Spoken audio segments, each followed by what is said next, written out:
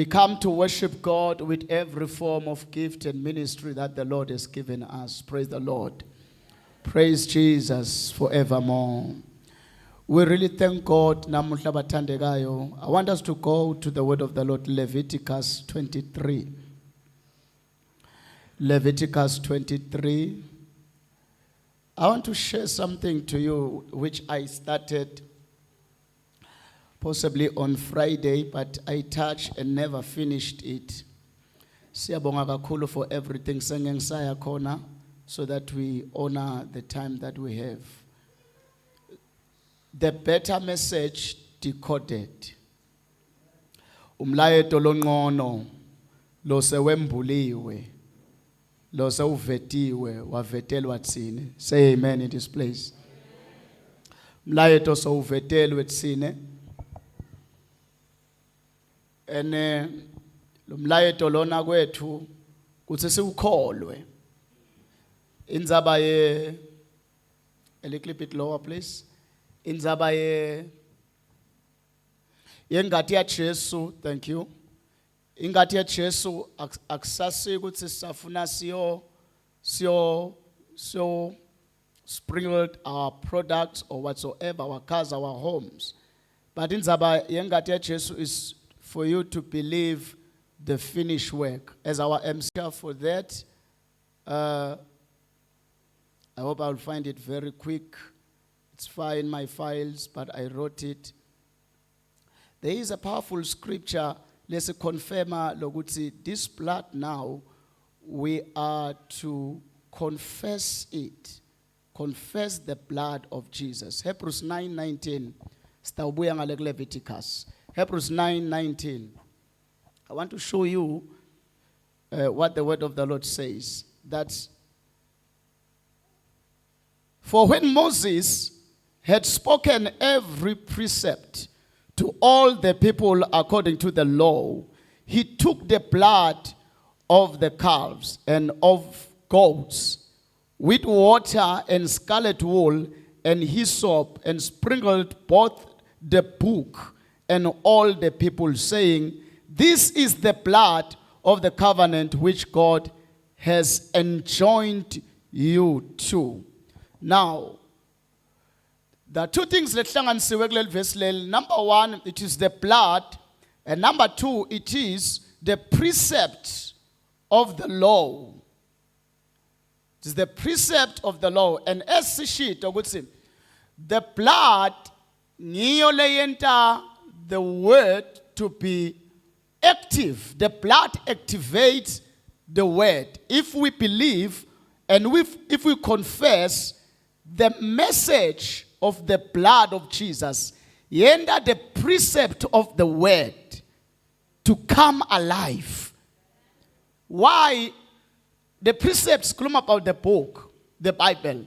Lel Bible leli alpili unless we begin to understand the principles and the power of the blood. Learn, in the blood, it is where there is the life. Our preacher shared well on Thursday. Kwathiwa in Leviticus 17, ningayidli ingadi. Ngoba engatini kunekuphila kwemuntu noma kwesilwane noma kwani. So when we are taking the blood, we are actually or spiritually speaking of the life. Now let me bring this as it is the last day, the conclusion of everything. Tine all along solo skruma ngengadi. Maybe in your mind bekufika the picture of the liquid. Are you following me? All along bashumayela, to you comes what? The picture of the liquid. Let me bring to you. To us, it is no more the picture of the liquid. The blood is the life. So whenever from this day, we talk about the blood of Jesus, the power of the blood, the miracle in the blood, let it be simplified today. It is in the life. So it simply means the life of Christ speaks a better message. We can no more go back to them. No, we're no more going to the blood. But we are going to the message, and nasifika kule message sikhanza ukuthi oh la khabongadi when kukhulunywa about the blood sekukhulunywa ngempilo yaleso silwane. So here solo kukhulunywa about what? We are decoding the life of Christ. Hallelujah. It is the life of Christ that is a strength to a believer. When, listen, good Romans, I'm going to come back to this one. Good Romans 13, I believe verse 14 or 14 verse 13. Listen, membatheni Kristu. Nandijani bathandekayo? Membatheni Kristu. Because the world outside angeke lisabe wena. Litawukwesaba lesembatho sakho lesinguKristu lekungilengadi lekungilempilo. Glory to God. Nalithi live lenkosi ku Revelation 12:10 bamnqoba ngelive lebufakazi babo nangengadi. Now guess what? This was many years Jesus sekafa. Umbutho sibebayithatha le ngadi labanqoba ngayo. No. This was the life of Christ. Because the life of Christ is in the blood of Christ. Nasikhuluma ngengadi bathandekaya vele ngenda iSamari namhlanje. Nasikhuluma ngale ngadi sale siyikhohlwa le liquid. What was poured out at the cross is a life of the God Almighty.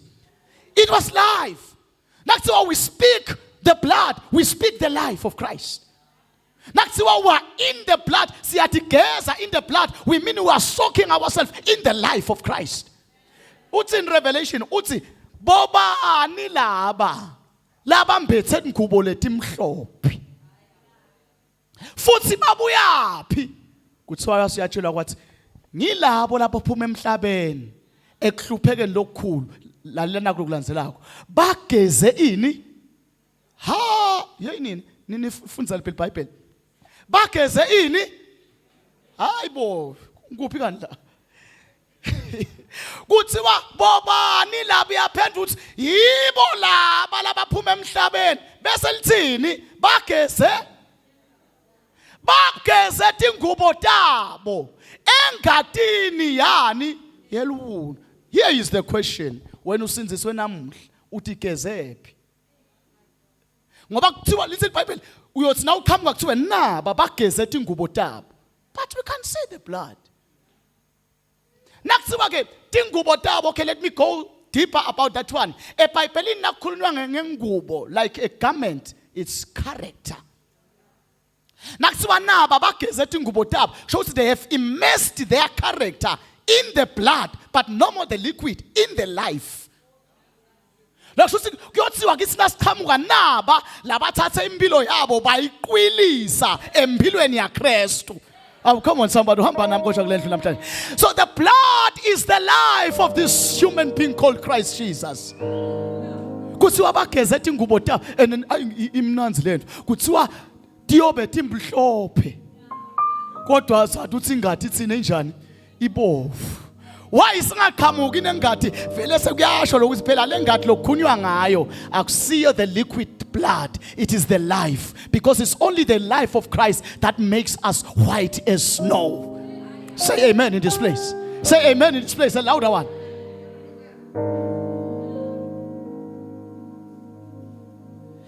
So the blood is the life. I am baptized in the blood. It means my life has been immersed. Iqwilisiwe kule mpilo yaKristu. Ngendlela yokuthi nababona mina abantu bathi hawu madoda nawe ngempela ukhulumisa kwakhe. Bovela una kwentekeni Peter. My life has been immersed in the blood of the Lord, the life of Jesus. Kwathiwa ke ningasidli ngisho silwane ingadi yaso, because you are taking the life. Buka ke thine Jesu bese uthi nathani ingadi yami. Ngiyamba uthi Jesu wendeni? Jesu phambane nemthetho. Angithi umthetho uthi ningayidli ingadi. Because it was a literal blood. But nasifika ku New Testament uthi Jesu nathani ingadi yami. ngiko kuthiwa le message yaJesu ingqono ngoba leya ku Old Testament bethi singayidli ingadi kusho ukuthi ithi singayithathi lempilo, but ku New Testament ithi dlanini nathani, meaning take the life. Take the life. Oh, glory to the name of the Lord. And imnanzi vele le message inhle ngoba na Old Testament kwathiwa kuMoses ungasasonzeli lendzawo injani.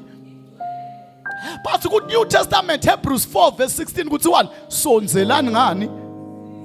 Awu nifunza liphi iBhayibheli? Wena sis, ethandiwe. Yabo nje ucheck sengayinhloko. Ngathi ufunza nale ma Muslim. Kuthiwa sonzelani. Esihlalweni sani semusa. Kodwa kusiwe kuMoses ungasonzeli Moses lendzawo injani? The better message says to you, come. This blood, this life is saying come. Now you can partake of the holy things.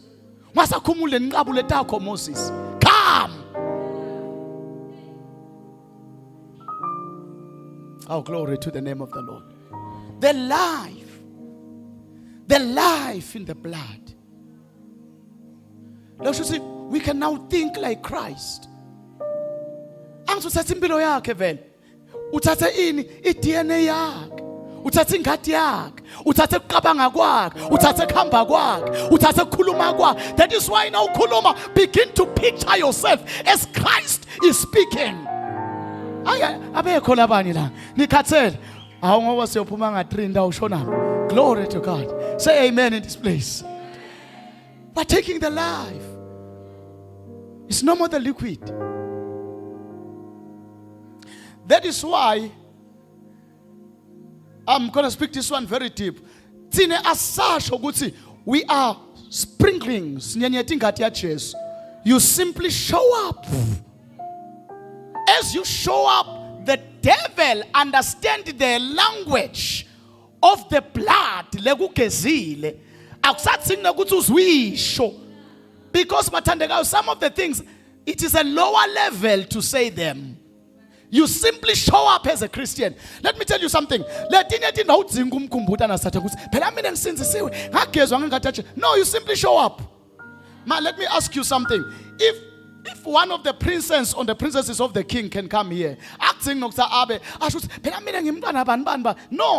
appearance. Everyone needs to understand who is here now. Before you can tell us, no, your appearance. Because dominion, when it is well exercised, there are few words. I didn't hear this one. When we are in dominion, there is less talking. A lot of talking is a result of a less of dominion. Kufana na utibana lel demon na ubheka ukuthi phuma ngegama lika Jesu ngiyakuyala doti for 5 minutes kusho ukuthi you don't have dominion. That's why you have got many words. Everyone who doesn't have dominion has got many words. Because you need to explain to us what's ungban.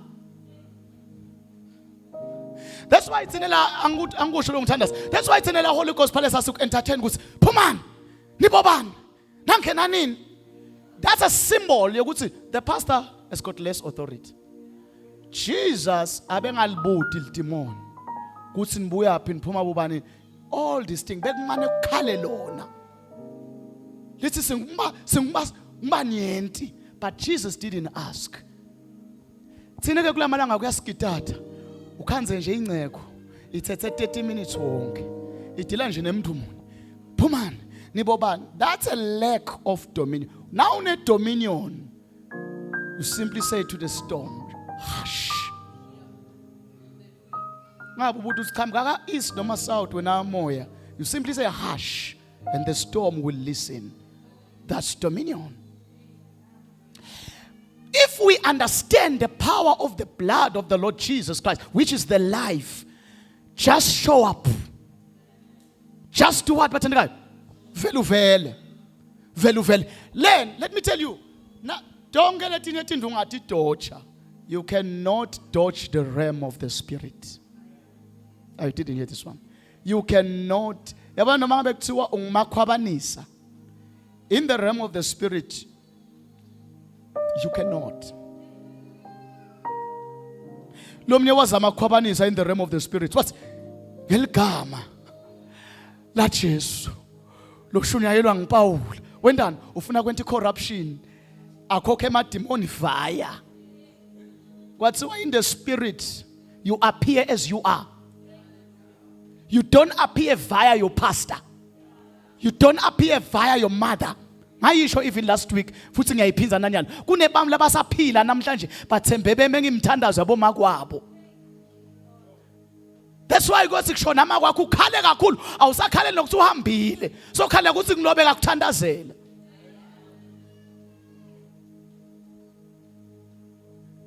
In the spirit, there is no corruption. You appear as you are. Even if you're with a big church who is a liar and a fornicator, in the spirit, you appear as you are.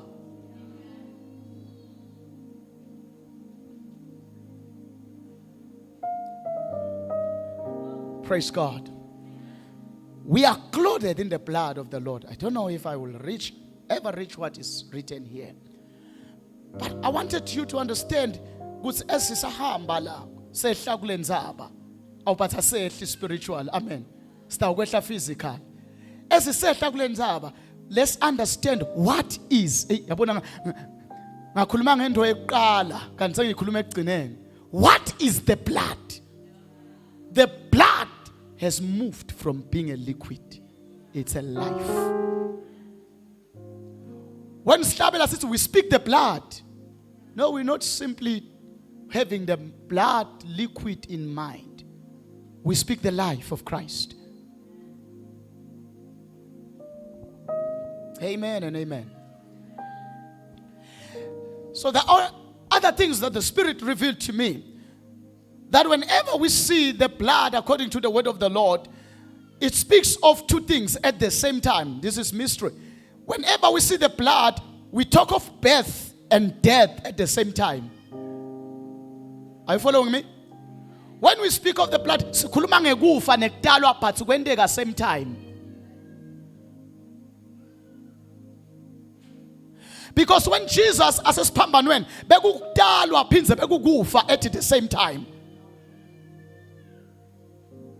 That's the message in the blood. So whenever simemetela in this Passover, the blood of Jesus, angimemetela ukuthi bathandekayo, simemetela ukuthi kuyatalwa pins at the same time kuyafa. Because those of you who were here on Friday, they will remember what I said. I said thine komoya sitala ekufeni. You can only release the best at your death.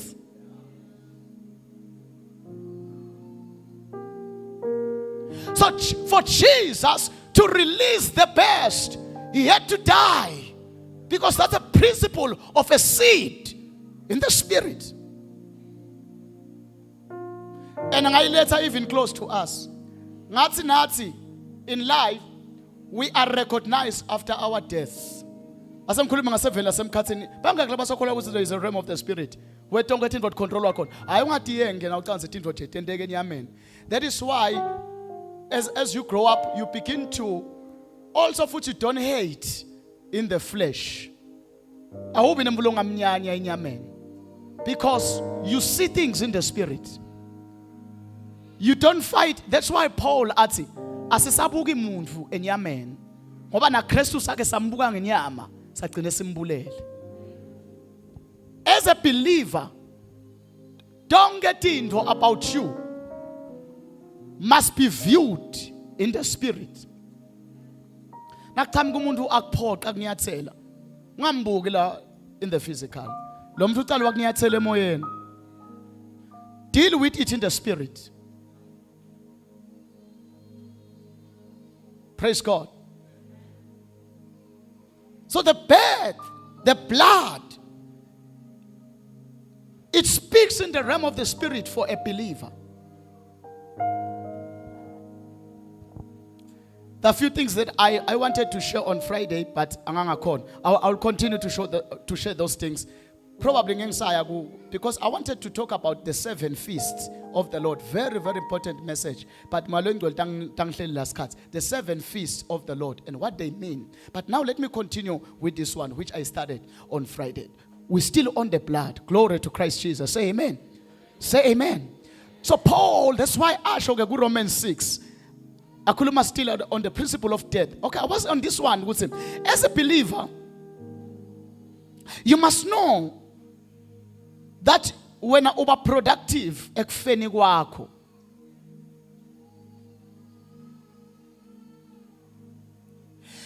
one of the people labai example for us is Paul. Paul uthi in the verse that was read yesterday, uthi, I died with Christ. Let me submit to you, Batandega, why is Paul as one of the effective apostles? It's this verse. Lasingafa. Bese ati lokuphila lenguphilako akusaphili mina. But it is Christ living in me. For Christ to live in a believer, the believer must die. Wena bathandekayo kufanele uyattend ifuneral yakho. Hayi leyalani amen. Le funeral whereby kufa nangivula kuthiwa yo Adam. Because senguletha tudani lokufa lengikhuluma ngako akusikufa physical, is when we die to Adam to live in Christ. Akakhona Jesu to call live with Adam. Akakhona. One must die. So Paul said, I died. I was buried with Christ. The life that I live now, oh hallelujah. The life that I live now, it is a life in Christ Jesus. We die to our will. It's your will. Your will.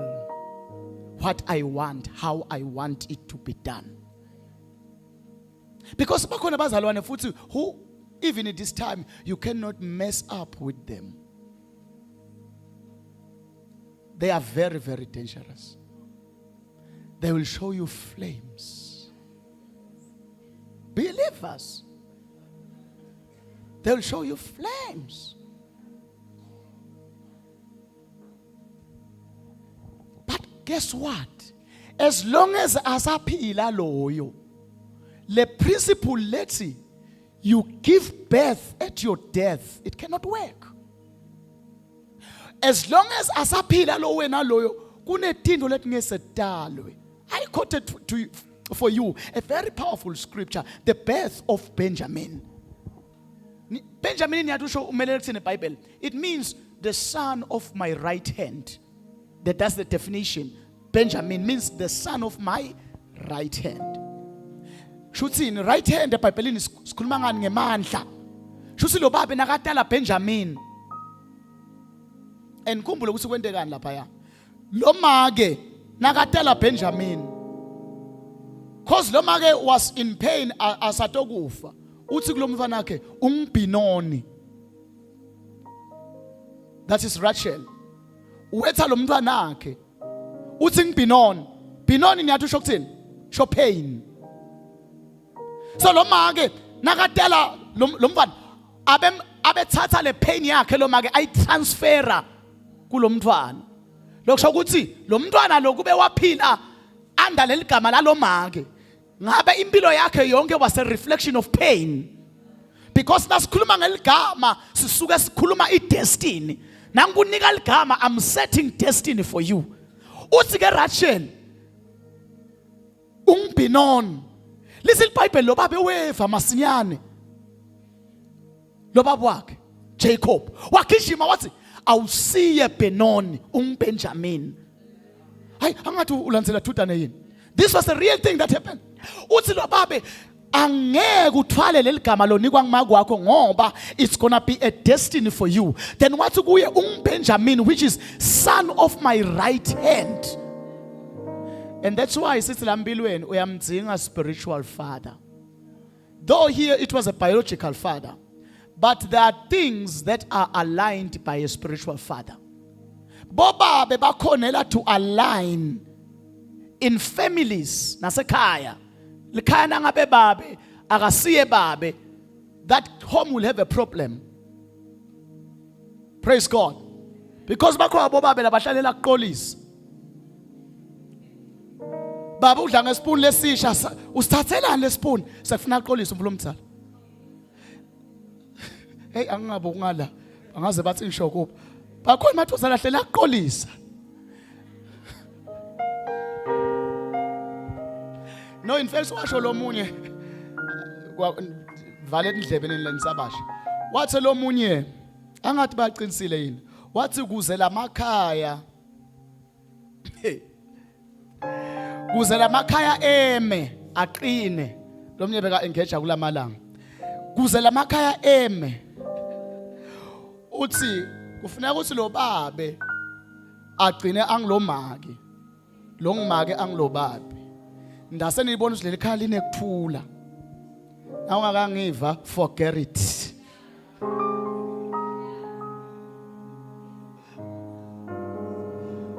But that's not the order of God. That's not the order of God. Praise the name of the Lord Jesus. Now,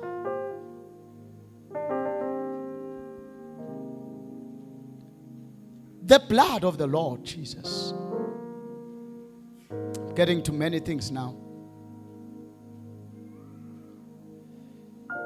So number one that I shared, which the blood is the seal. Is the seal of the document which is valid. Hebrews 9:16. The Bible says, for where a covenant is, the death of him covenanting must be offered. For a testament is affirmed over the dead. So I'm still dealing on the matter. It is at death that the New Testament is written. Niyangeva musibasalwane. iTestament lisho ngeligama lelivakalago a will. The testament is a will. Uthi lo mbhali kune will lengabhalwa. In fact, rather than kubhalwa, I-will ayisebenzi, I said it. Ayisebenzi wena lo ibhalile usaphila.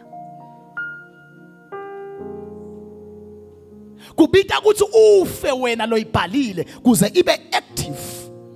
Also to us believers, there are things written for us as promises of God. Atikhona ukuphila because we are still alive. We need to die. We absolutely need to die. Oh hallelujah. Ngisuke kakhulu kule ndaba lena kanti bengafuni kusuka kuyo. So uthi lo make lo kulomntwana nakamdala ungibinoni means pain. Uyagijima lo baba uthi awusiye binoni ungbenjamin.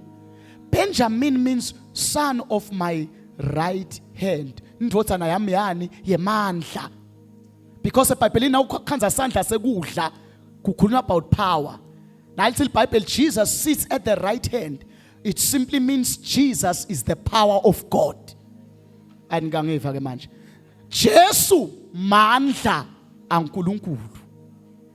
So ngalesikhathi athumela Jesu, he sent his power on earth. Because his salvation needed power. Wangathumeli lelinye lisayidi lakhe uNkulunkulu because lena kwakuyimpi, he sent his right hand, his power. But umlobabe lo uthi Benjamin, okay, I was in this part, let's see. Also believers, ngihlale ngikusho lo, you need to have a spiritual father. And that alone is humility lamhlabeni. Kunel verse lesihlale silifundza la lelithi nangabe ungakhona ukuthanza makhelwane lombonako ungasho njani ukuthi uthanza uNkulunkulu lo ngamboni. Niyalahle verse powerful scripture. You can apply it anywhere. Kufanele ukuthi uthi wena wathi umuntu mina nginanzaba nebafundisi. Mina ngithi nakele uNkulunkulu. Kwabona labafundisi they have been placed as fathers by God. Bese le principle it's if you don't recognize an earthly father, how can you recognize a heavenly father?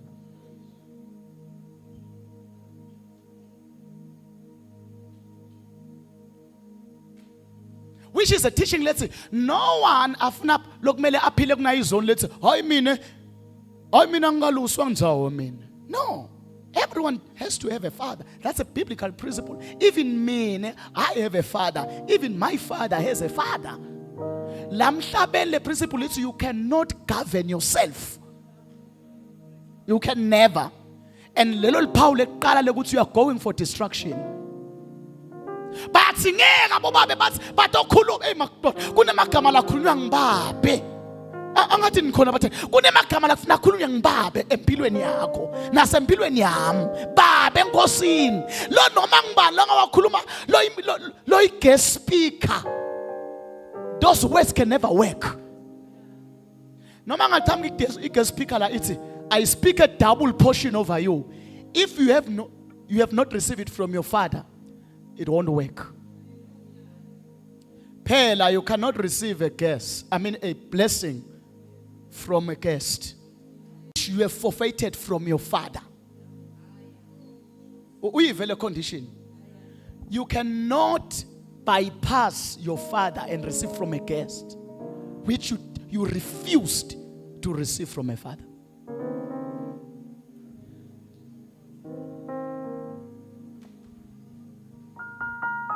Then the father came and said, you are Benjamin when ungemandla.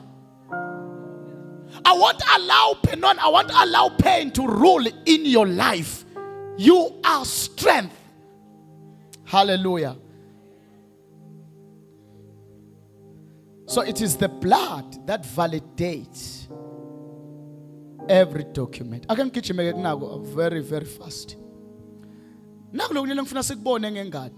The blood, that is point number 2, is the only covenant that exchanges life for a life. Did you hear that one?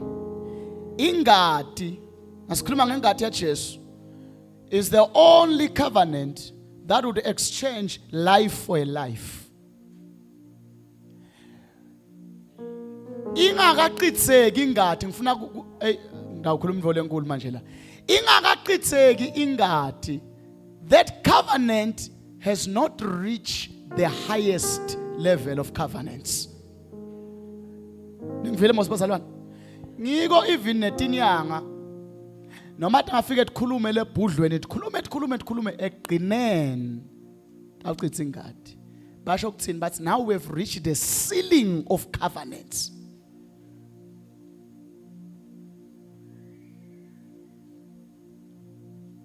So Jesus, when he died for us, when he took our fall, as the song said, when he took our fall, he ascended. When you got the covenant, what's what figure like so good any covenant in a two. What figure to the ceiling of covenant, and he made it with us.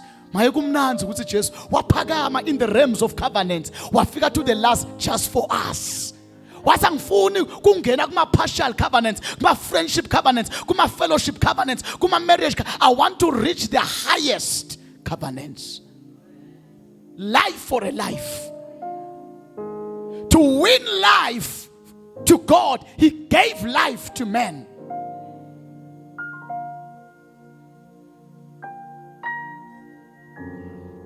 That's why then we say, this is more than blood. This is all about life. Glory to the name of the Lord.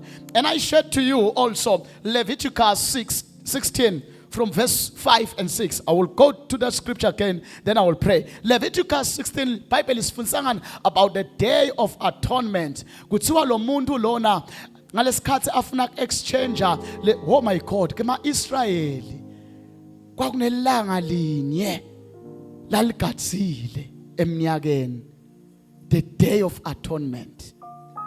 Bebathu sangalelo langa lelo ngimikisa this life to receive my life. Beba mikisa lesilwane. And I shared to you ukuthi beka bese lo mpristi ubeka tandla etikwaleli zinyane bese uthisho tonke tono tema Israel tonke. In return le innocence yaleli zinyane bese iba transferred to the nation.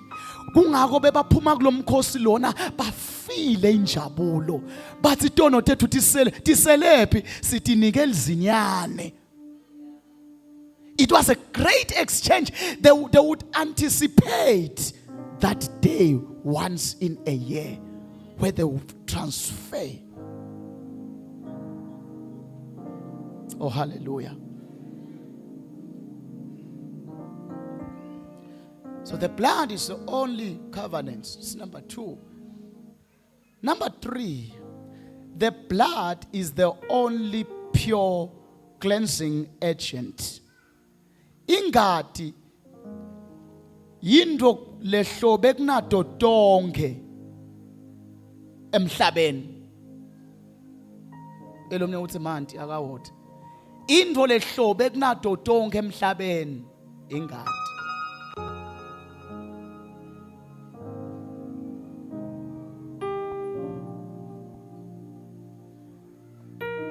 Hebrews 9:2, little Bible, and almost all things are by the law purged with blood, and without shedding of blood is no remission of sin.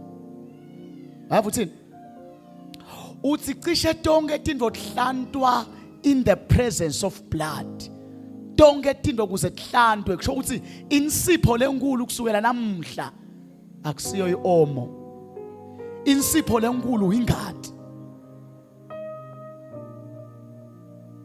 According to this verse, eqishe tonke tinto ku Old Testament. That is why umpristi ngalelanga lele atonement bekanyenyeta tonke, anyenyete ngisho teacher, anyenyete ngisho nalabantu when you read the word of the Lord, because all things, almost all things are purged through the blood. So Jesus shedding his blood, he took the best cleansing agent. That is why la ngutshele ngikuqinisekisa now uthi tono tami tigeziwe tasuswa mfuna ukwazi ukuthi usuke usho ukuthi kwentiwe the best and thorough work in your life. Ungayingabathi lento le, because there is nothing that washes more than the blood. Most pure thing. The verse lengifundzele lona, Revelations 13. But lomnye malunga wabuta, and one of the elders answered saying to me, who are these? 7:13. Who are these who are arrayed in white robes? And from where do they come? And I said to him, sir, you know. And he said to me, these are the ones who came out of the great tribulation and have washed their robes and have whitened them in the blood of the Lamb. Even think about that, which is our character. Oh God, let me put you to this verse. Let me put you to this verse. Niyalibona leli verse salifunza kakhulu nawe walifunza kakhulu. Lithi bobani sase sahlabela nengoma ngalo. But ngifuna ubuke nango. The only thing description, let's describe ngayo as we come, it is through our garments. Man, lanzela very close. Ngadedi. The first thing that God in heaven describes the church, it is not by the skin color.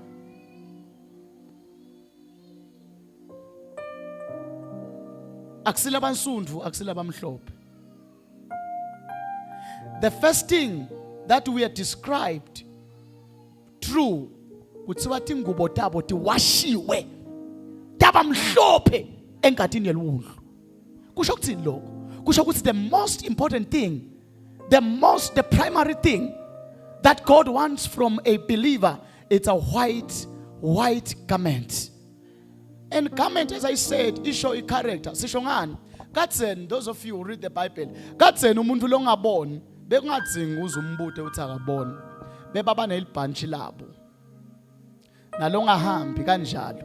Ngiko Bartimaeus nakaqeda kumphilisa Jesu wendani the first thing. Wakhumula leli bhantshi asymbolize ukuthi leli bhantshi lisho blindness. I'm no more blind. Do you understand that one? So the first thing he took out and threw away, it was the garment bekayigqokile, because bombona ngisho alapha uthi loya imphumbu sahleti. Let me say, maybe it was color green.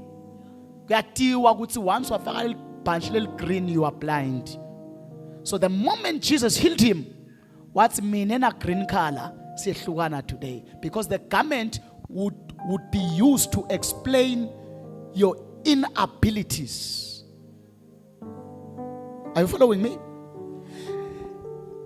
Bayichaza ile garment, yayichaza i-character yakho ukuthi wena ukanje. Nalisi ke iBhayibheli baqhamuka bambethe timbatho letimhlophe. Lokho kuchaza the manner of life.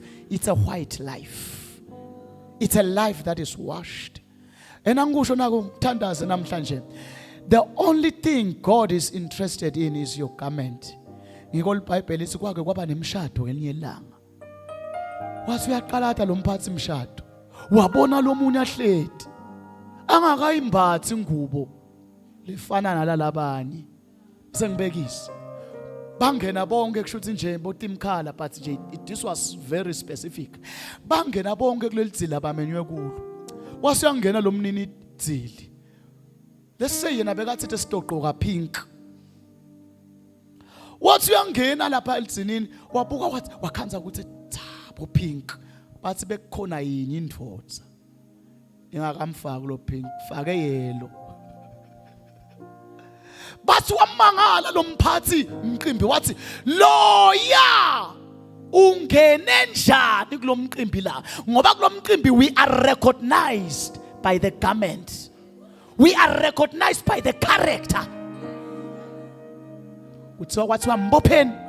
Can you imagine ukuthi uyodla emcimbini webantu kwathiwa mbopheni nimkhiphele ngephandle because ulahlekelwe itimkhala. But Jesus was talking about entering into the kingdom of God. Kuthiwa kune garment yakhona awuthi nalethandwe nguwe. Noma ngabe uyamthanda yelo, in the kingdom there is a stipulated garment. Kuthiwa bobani labaya bambethe letimhlophe kude lenye ingubo. That is the character. Kukholwa ku standard. Kude kukholwa kwalabakholwa kakhulu nalaba semkhathini nalaba kancane. Kukholwa ku standard. Akuyushiwo kuthiwe saqela kungene naba bebavutha kuqala. Bese bayeta ke labanye kuhle kwalabanye bake baxoxa indzaba mana ngiyathi ngoba la Holy Ghost Palace vele ayizange ke ende kuthiwa umfundisi nakanikela isicelo sicela aba 200 bedestion. Bathi alophethe isihlanu sitakubona phola. Sicela aba 200 bede la. Bayishaye ba 200 bayishaye ba 200. Bathi ngena 100. Base ngenyelanga yangena le mali. Wajabula lo mfundisi uthi yangena abayinenge. Wase uthi bonke labaphethe ama coins abahambe boyithe ngema aphula badli.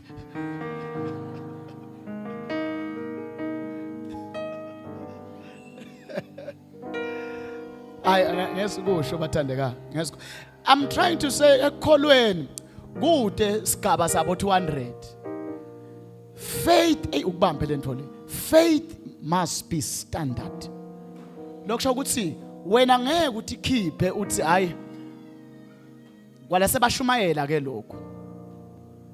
Ezulwini to God we are accepted by living one life found in the blood of Christ Jesus. Sinempilo yini bathandeka? Kodwa letinye impilo lokufuna siziphile. All of us. Ngiko Paul athi until we come, Ephesians 4, until we come to the unity of faith. Uthi size sifinyelele ebunyeni bani bekukholwa. Usho ukuthi kukholwa kunjani? Kunye. Sonke kufanele strive to reach what? The unity of faith. That is why instead yokuthi ube bitter as a Christian or ube like habayathi chayisa, push yourself to where others are.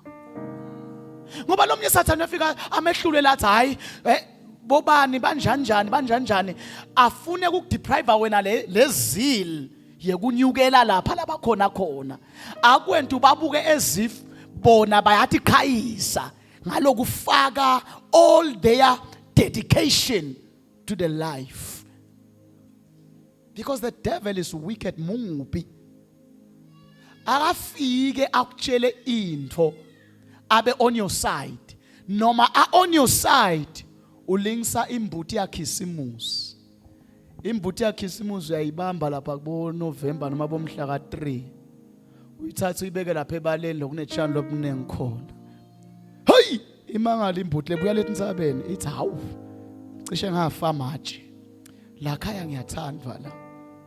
Hamba iday 13 qhubeka idla imbuti 14 15 16 December 17 December. So no yona ishow enhlitweni ukuthi mina I'm better than all goats. Bukangidlaphe mina. Kuleyo mzuzu bayakhela isibale esincane. Ayibonisi lesibale lesi. It's a trap. Ijabula lambuti mhla ka24. Ive ngalemva kwematch anikaphile emakhaya nini. Nathi uthi kulotwa ngegrinder. Uve khwe imikho. Ithi lembuti ungakwendekani. Lo ngidiphilela kamnanzi. Emva kwaloko disale nathi ledle match. Ayi kuthi angivangele ngigcina nini attendance. Disale nathi ledle match ngoba la kholweni sometimes sibukakala ngathi sidle match. Wona ubukakala ngathi usekufed feeding range. Ngiyathi feeding range. La kufitwa khona inkomo dize cicabanga ukuthi dona inkomo dase private school. Yebo. Disho ukuthi nje dona ngcono kunaletinye kanti bathi batondlela kodwa ikala. Wena njalo phasatana. Uyakubeke as a boy girl akubeke ngathi wena ungilembuti yakhisimusi udla tshani la ubusokolele imanta awuye emfuleni unatha la. Uthi na ubuka tsine lapho uthi Nkosi mbukani poor people basofuna emanti emfuleni bukani bayasafarish thina siyalethela gani weda 24 futhi ududa futhi lembuti labavama kuyifuya isikhathi lesithi ithathwa nje iphiwe nje 2 weeks because indoda khona tasathane timnanzi kanti yashesha. Impilo yesona imnanzi kanti sheshe ifike kulo khisimusi.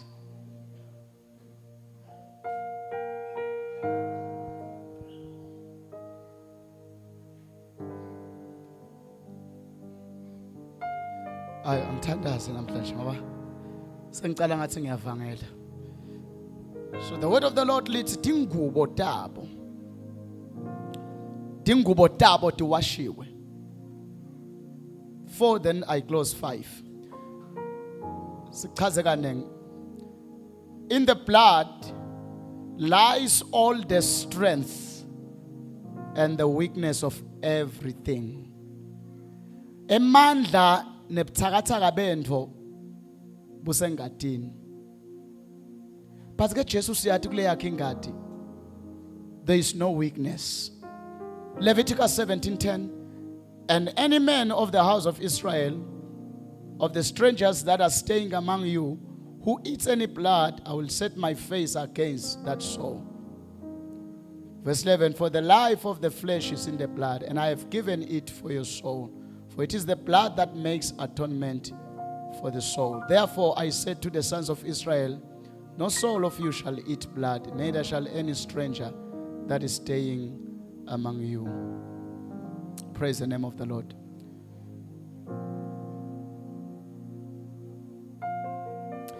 Carry the message. Confess what the blood has finished. Confess what the blood has finished. Nago lesisime nago, lesishiwe nago. As the church is to confess. Now for extent, things are not good in your life. Don't stop confessing the message, what the blood, what the life of Jesus is saying. Amen. Ake suku minister ukulega today. It's been a long weekend, but we thank God that our spirits are no more the same. Praise the name of the Lord. Let me open this invitation. It's the last day.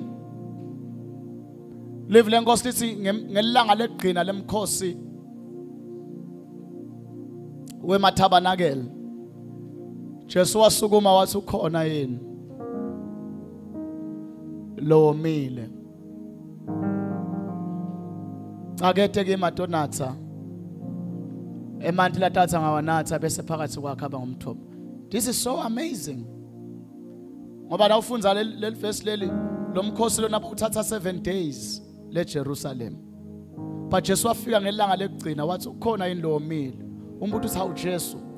Usho ukuthi abantu selo bahleli 7 days abakanathi. Kungenteka solo uya attenda le nkonzo but solo ukanathi. Kwendeka. Uthi Jesu after lo 7 days lo mila kede atawunathi. Kungasi nalamhla ngingamemetela ngithi ungabe solo kusimemetela kangaka leti ndzaba engathi ya Jesu seyikuthintsile yini? Are you washed in the blood? Tigeziwe yini impahla takho? Kulelizili awukafaki yini yakho wedwa impahla? Picture this. Nangabe sonke sifake bo white awukafaki red wedwa yini? Ngoba kungenteka solo sifikile ngalesine la siyagqokiswa siyageziswa but yakho solibovu. Solo ugqoke yakho nje impahla. Ene solo uthi lo mkhosi awuphele. Angifuni naleli jazi lami. But namhlanje ngicela ukukumema.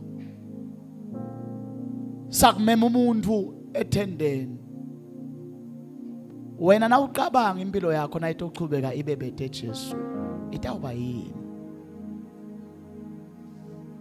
Lethe thembiso letinhle kangaka leti sayinelwe ngengadi. Uthini ngato?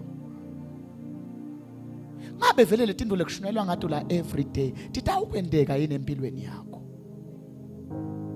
Ngoba kule mikhosi yonke lengi7 kucala iphasika. Phasika ingadi. Yonke into lesiyikhulumako nalesiyimemetelako nalesiyiprofethako icala engadini ya Jesu. Asivale nemehlo ethu namhlanje. Abukhona yini lo myuthi mfundisi? Solo ngiyeda la kulomkhosi. But ngiyeva ukuthi solo ngigqoke impahla yami.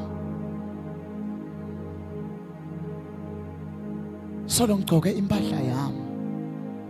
Kulikhuni kuyikhumula. Kuyikhumula. But Jesu khona namhla to help you. Hey Nkosi yami athandekayo. Indzaba yonke icala in this precious blood of the Lord that washes brighter than snow. Noma tono takho umbhalo uthi noma tibofu njengengadi tingahlandwa tibe mhlophe. Yini na into nayi lemembi kwakho lokungathi nakungabuya Jesu manje noma ufe wathi kahle kuthi awuyuhlala naNkulunkulu ever. Yini lento leligugu kangaka lengakwenda udzebesela insinziso? Yini lento lena? Yini lo ibambile lengaka? Kona na ungafu ubambe lento leyo ungathi shaya yini isifuba uthi hayi bengimele ukuthi ngifele nalento le. Bengimele ngife nale. Yini lengaka? Mayese kushunya samenywa. Yini?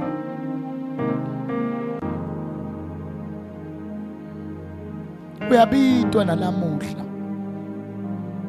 Jesu yakufuna, Jesu yakucela, Jesu yakukhalela, Jesu yakubida. Uthi ilahle impilo yakho, uyilahlele kuye. Dayiphatha kahle.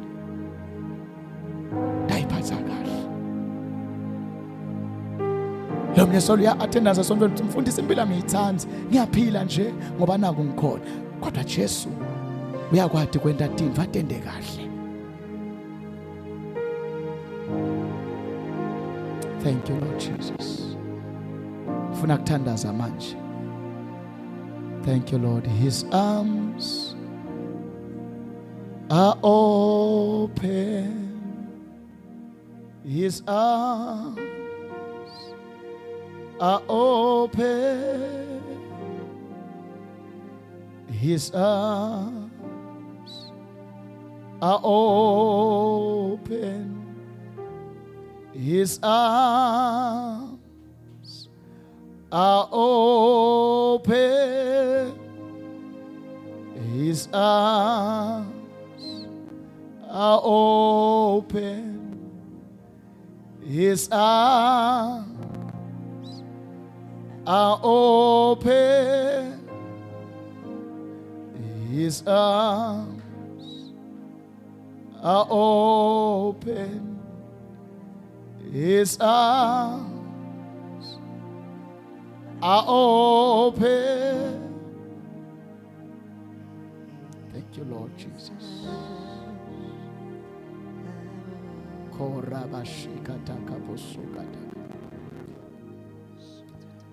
ngiyathi senkonzweni kodwa izandla ungaziphakamisa uthi Lord Jesus, I need you. Uthi nje Lord Jesus, if ukhona uthi Lord Jesus, I need you in my life. Uthi Lord Jesus, I need you. Uthi Lord Jesus, I need you in my life. Akwati kushunayelwa kangaka. Ngigejwe ngileti into leti. Lord Jesus, I need you. And he is ready to receive you and forget all nathi into loti lahla ngeliqala ngato. Namhlanje lingesulwa kube ngasalizange libe khona liqala. Oh hallelujah. Jesu ngiyakudinga. Oh my Father, oh my God. Ake ngithandazele. Moya lo ingcwele, moya weliqiniso, moya lovusa Jesu, wamvusa kulabafile. Wamnyusela ngasokunene, wahlala phakathe. Moya weliqiniso lothunyelwe emhlabeni. Lord sithe uyakusifundisa tonke tinto. Asiholele nakulo liqiniso. My God, I pray. Moya lokhulumako ekujuleni la ngisho nemavi emntwa angafiki khona. Moya lokhulumako, moya lotshintsako in the depths of a human spirit. I pray today that you may have mercy and grace, oh Lord God Almighty, over these people. Nkulunkulu lomunye uyabona ngekuvulelwa ngumoya sibuko sako moya uyatibona bunjalo bakhe. I pray, oh God, that you may bring a transformation in the mighty name and the glorious name of our Father and our Lord Jesus Christ. Mwalo ingcwele ngiyathandaza ungasiphi kuthula until we find our place in Christ Jesus. Ungasiniketi kuthula timodonke atimemete tisibisela muva, just like it happened to Jonah. Kumemete ngisho ifishi, kumemete ngisho lwandle, kumemete ngisho magagas until sibuyele la sithunywe khona endzaweni yethu kuKristu Jesu. I pray, oh God, ngoba livangeli lakho lingekuthi sisinziswe bese kupheleni kwetinto asithi khanzi silahliwe njengalabanye lelithi live lakho bayothi Nkosi sishumayele, Nkosi senta imimangaliso, bese uthi kubo hambani angizange nginati. My Father, ngiyathandaza akubebede lamagama layo ukhulunywa kuye lokhona kulendzawo kuthi angizange ngikwati ngegama lika Jesu Kristu. Malo igcwele ngiyathandaza ngegama lika Jesu that, oh God, you may come in our lives and dwell permanently. I pray. Nkulunkulu siyathandaza akungalahleki ngisho namunye walapha. Nkulunkulu sekushwenele kangaka kule ndzawo akungalahleki ngisho namunye. Oh my God, ngiyakuva uyakhuluma namhlanje. Ngiyakuva uyakhuluma namhlanje. Akungalahleki ngisho namunye.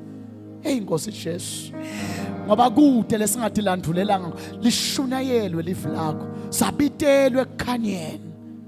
My God, I pray. Naloya lo sastrugglisha ngesono tsite, we join in tears. We cry for that soul.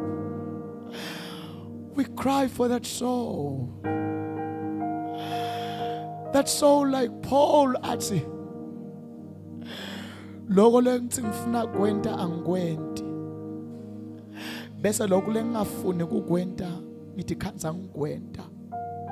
I'm praying for a soul that is in that position, that Lord, you may extend your gracious hand and rescue them, because you love men so dear. You love men so dear. Umuntu umthanda kakhulu kunako konke, kunelizulu, kunesihlalo, kunako konke, kunendumiso yasezulwini. Umuntu umthanda kakhulu. I pray that you may stretch forth your hand and deliver the oppressed, those who are bound, in the name of Jesus.